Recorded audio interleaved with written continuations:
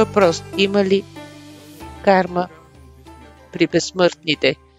Вижте, даоистката система не разглежда кармата по начина, по който тя се разглежда, например, в индуизма. Това е елемент на преодоляване.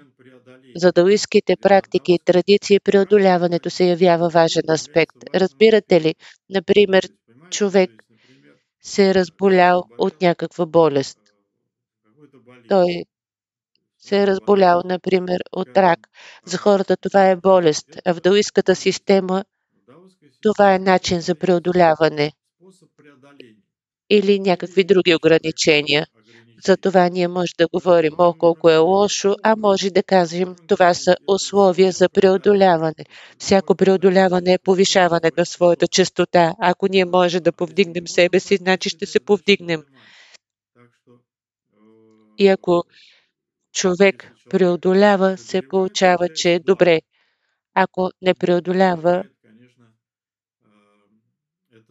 и ние трябва да се развиваме изначално от позицията, че практиката е преодоляване, а не удовлетворение или удоволствие.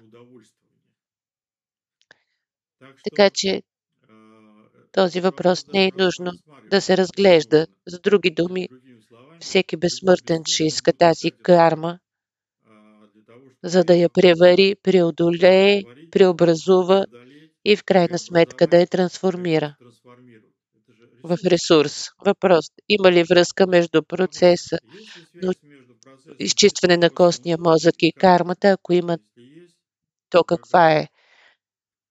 Вижте, изчистването на костния мозък е много древна практика, разбира се, тя е най-важната, но днес да достигнеш до нея се изисква много сериозна подготовка.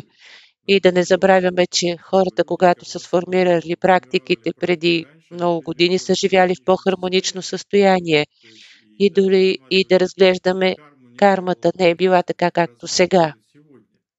Не е бил този хаос, а е била естественост и срединност преди всичко. По-голяма опора е имало на този вътрешен баланс и хармония. И в този аспект изчистването на костния мозък е бил просто процес на задълбочаване, който може да се създаде при определен ментален и енергиен ресурс. И тогава, разбира се,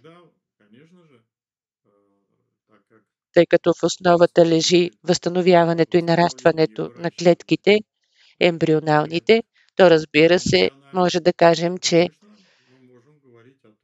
има връзка, ако това го разглеждаме като карма, а не като преодоляване.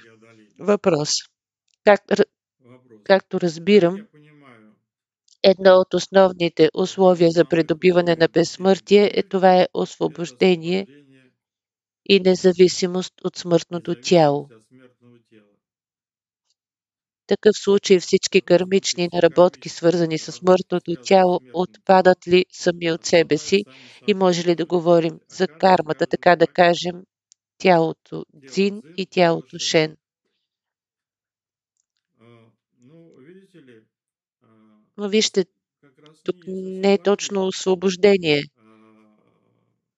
Това не е основната задача в даоистката традиция, а има преобразуване и трансформация. Затова дори да имаме нещо ненужно,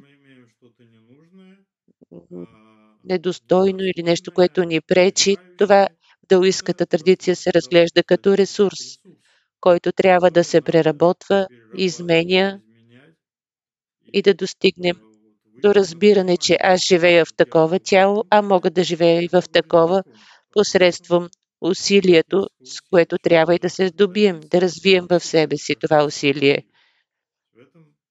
И в този аспект е важно да се разбере алгоритъма на развитие,